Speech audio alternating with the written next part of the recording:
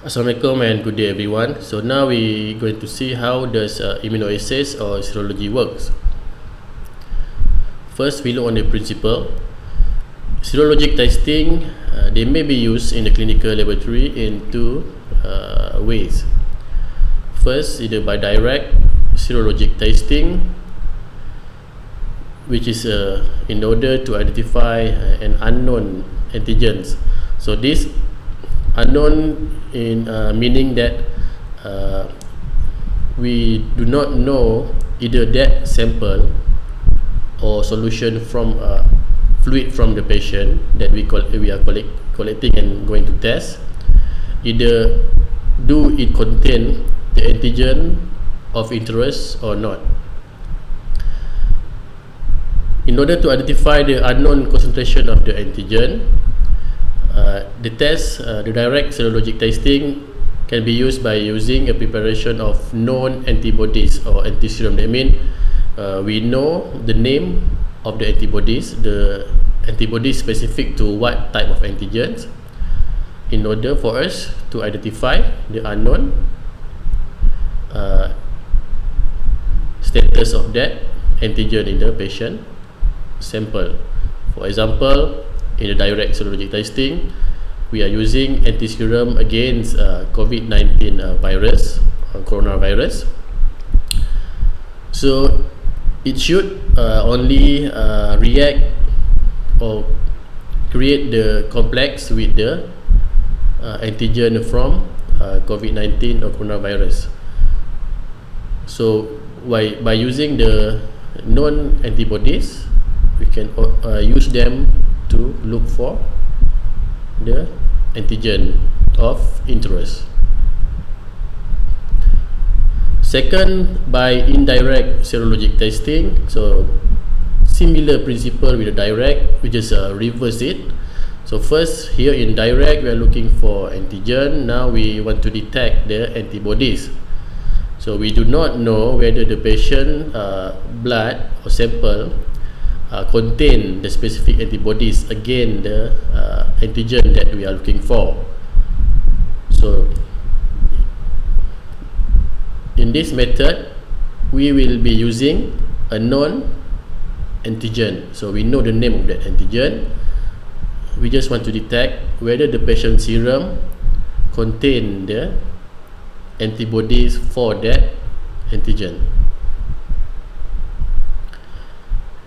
And this antibodies in a person's serum is made by the individual or that individual immune response against antigen associated with a particular disease are detected using a known antigen. So this antigen is being made artificially in the laboratory. Example, in the case of SARS-CoV-2, the pathogen for COVID-19, the serology test can detect if people have developed an immune response to the coronavirus. That means if they are exposed to the virus, the virus has infected that particular person, the body normally will respond by producing antibodies. So we can detect the antibodies that have been produced against the COVID-19 SARS-CoV-2 virus. So this will help to detect the asymptomatic carriers, because asymptomatic carriers is the group of people that carrying the disease without producing any symptoms. So they just looks healthy, so they do not develop any fever, or maybe just very mild fever. So they cannot differentiate them with the severe cases.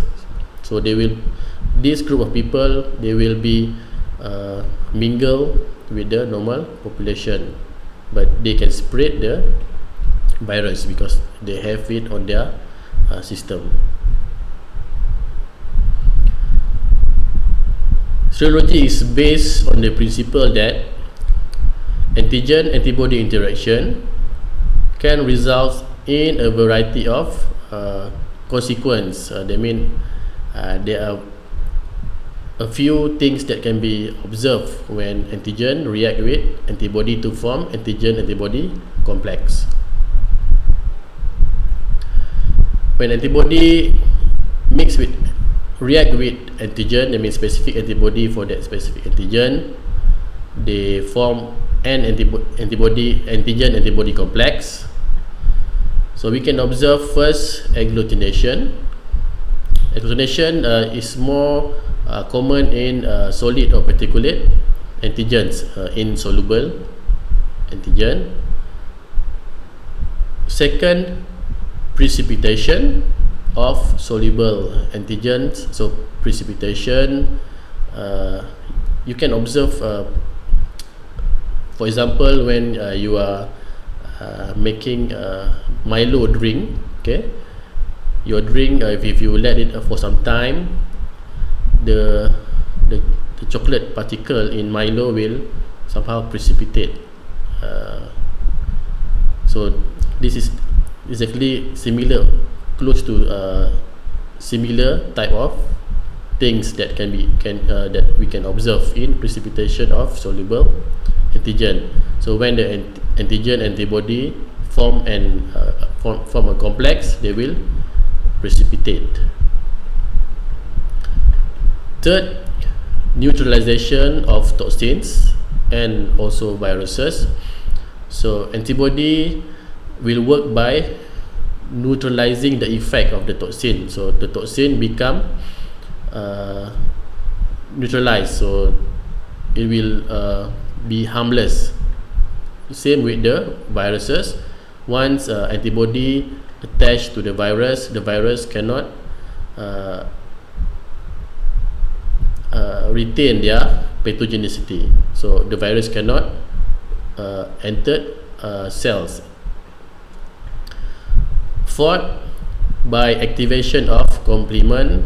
So we know that in the innate immunity, we already learned that complement, they can be activated by the antigen antibody complex, and finally they will form membrane attack complex. So this MAC, or membrane attack complex, will eventually lead to lysis of cell. They will poke a hole on the cells, so the cell burst will happen.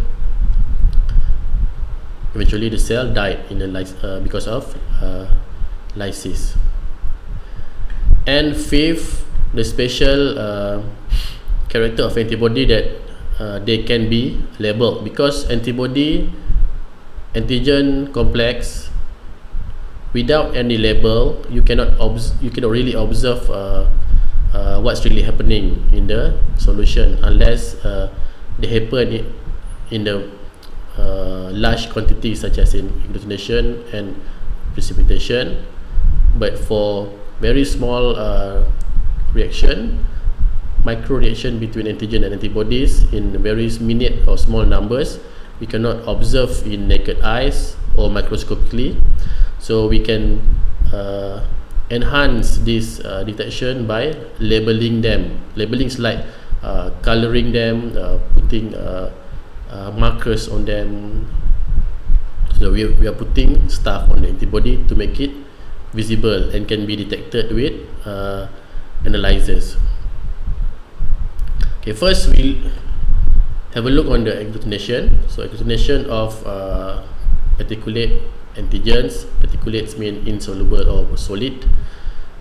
So this is an example of positive test result. So when the anti-serum mix with the in this case we're using red blood cell as the antigen, so we want to detect the type of ABO antigen on particular patient. So we use known antibodies, which is anti-serum. So clumping of solid insoluble antigens or soluble antigens attached to particles. So agglutination means positive test result. It means there is a reaction can be observed between the antigen on the red cell and the antibody, so specific antibody to that specific antigen. So these agglutination particles have formed through the formation of a framework in which antigen particles or molecules alternate with antibody molecules. So from a microscopic particle, they make a mesh of framework, and then eventually they become visible to the naked eye. So this principle can be observed in the agglutination test for ABO blood grouping. So what we can observe here, agglutination between the antiserum A, that means antiserum A is looking for antigen A in the blood. So the antiserum, we are using antiserum mixed with the patient blood, there is an agglutination happen. You can observe here, that means positive. The antiserum react with the antigen A on the patient sample. So that means the patient RBC contain the antigen A. If we look on the antiserum B, so antiserum B should be looking for antigen B. So there is no agglutination observed, no reaction at all. So this is a negative reaction. It means that the patient RBC or red blood cell do not possess the antigen B. So this patient is blood group A. If both is positive, we call them as blood group AB. Is both is negative, blood group O. So in this case is blood group A.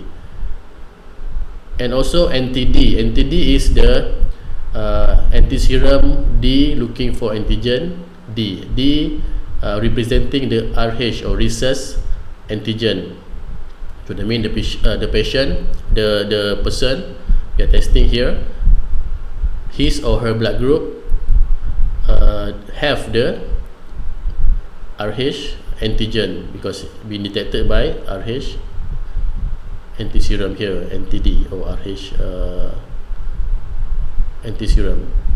So the blood group is A, positive. Positive means positive for D antigen or RH antigen.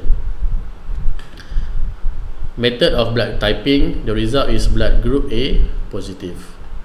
So these are the antiserum here, known antibodies. So this solution contain antibodies against antigen A, solution containing antibodies against antigen B, and solution containing antibodies against RH antigen. Second, precipitation of soluble antigens. So some antigen, for example toxins and viruses, they are soluble, so they dilute in the water, in the solution. So we can only observe them as a clear solution here. In this method, if we are looking for toxins, in this case toxin can be venom from snakes, or toxin from animals, or toxins from pathogens, bacterial and or parasite toxin. So we can detect the toxin by using one of the method is tube precipitation test. Precipitation mean this area they precipitate, they accumulate here. So how we are going to perform the precipitation test?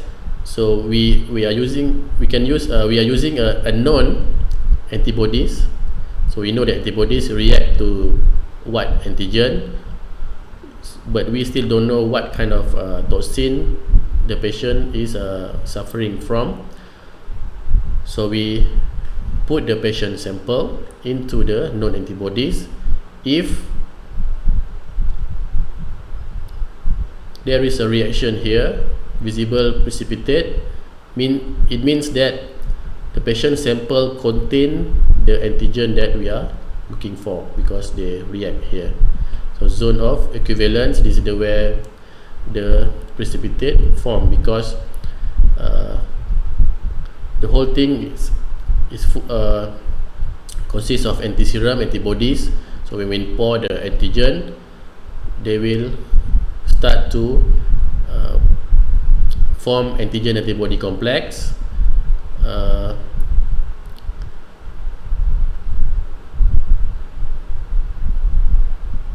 Along the when it is large enough, it can be observed with the naked eye here.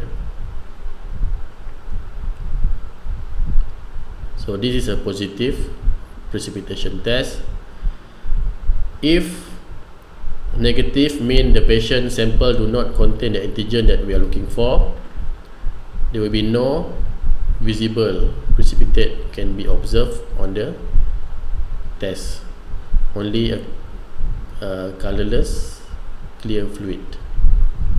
So this fluid contain the anti-serum or non-antibodies. When we put the patient sample, no precipitate can be observed, mean the antibodies do not find the antigen that it is looking for, so negative. And third, neutralization of toxins and viruses. So we know the antibody can stop the harmful effect of toxin. They can neutralize the toxin and also deactivate a virus. So they cannot they lost their pathogenicity. So one of the most common tests for neutralization is plaque reduction neutralization test. Plaque reduction test can be performed first by using the patient serum or plasma. So blood clot mean serum mean fluid without the coagulation factors. So if the sample coming from a tube that contain anticoagulant, so we will be using plasma. So serum is fluid without the coagulation factors, because already clot together with all the blood cells here. So the serum, we still doesn't know that if the patient contain the antibodies that we are looking for.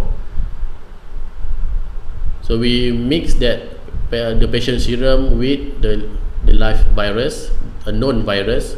For example, if we are testing whether the patient have the antibodies to COVID-19, so we will be using COVID-19 virus here. So we can, this is how we know what type of disease or pathogen we are looking for. So we just change the virus. And this mixture will be added to a plated cells. So this is live cells. How do we interpret the reaction? Okay, the more stronger, that means the more powerful, the larger amount of the neutralizing antibodies, the fewer numbers of infected cells. So how do we know how the cells is being infected? By observing the formation of clusters or plaques. So the plaques here mean the cell is being destroyed by the virus. So in this area, this test, we can observe that there is no plaque formation. That means the patient for this test contain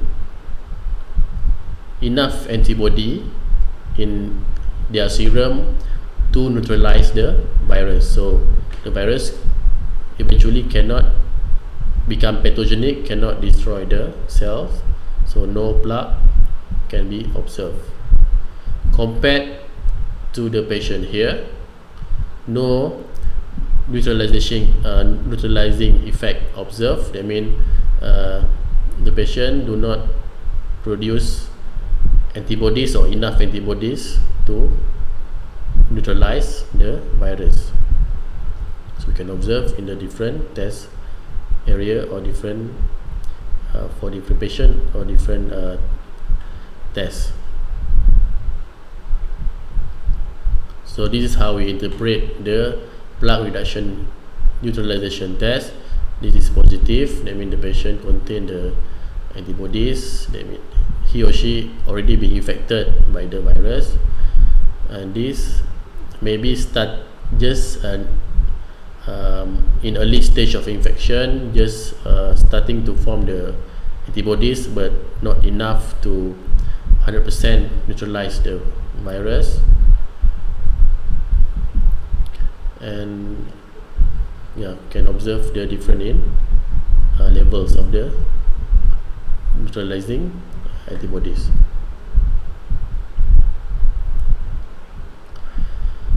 And fourth, antigen-antibody complex will activate complement, especially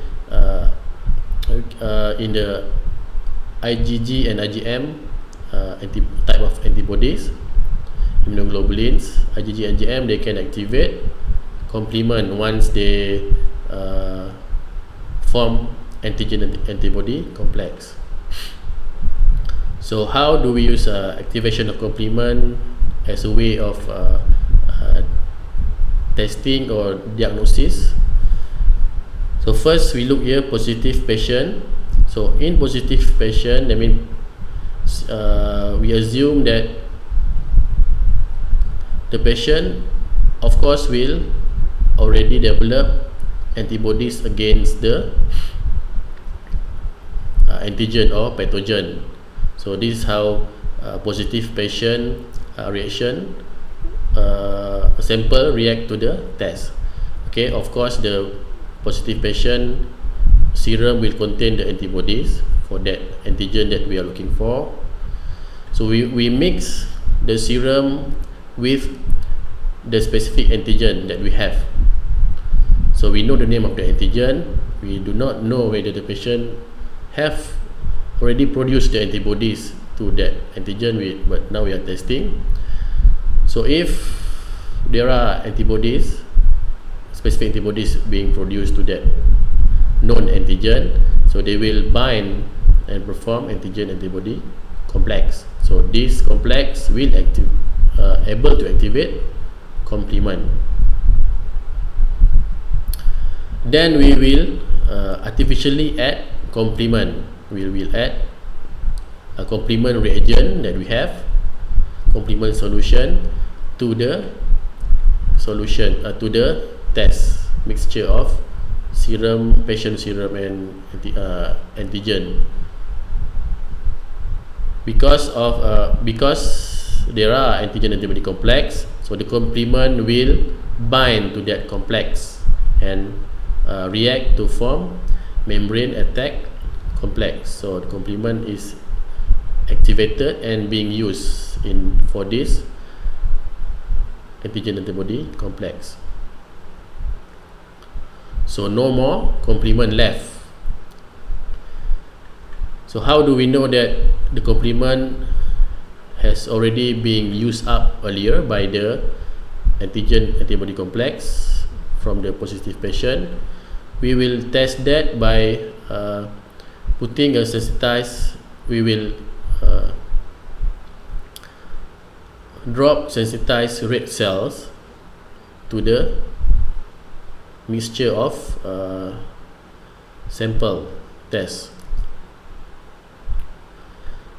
So the sensitized red cells actually is a sheep RBC that already coated with antibody, with anti-sheep RBC antibody, so antibody specific to sheep RBC. So sensitized red cell is a form of antigen-antibody complex. So we will add sensitized red cell to the mixture, but because the complement has been already used up earlier by the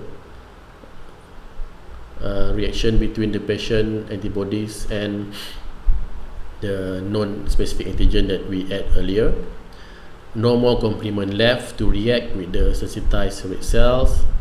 So the sensitized red cell will remain intact, will be safe from hemolysis. So the red cell will settle in pellet in the bottom of the test tube. So no hemolysis or cell destruction can be observed. So the cell remains safe, intact. That means the patient is positive. We can compare this with the negative patient, where the patient that we are testing do not produce any antibodies against the specific antigen that we are looking for, because they are not infected by that pathogen or antigen. Of course, they will not produce antibody to that. So the antigen that we add later will be in the form of free antigen, because no antibody to bind with them. Later we will add complement, but the complement will be remains free, unbound, because there is no antigen antibody complex to react with them.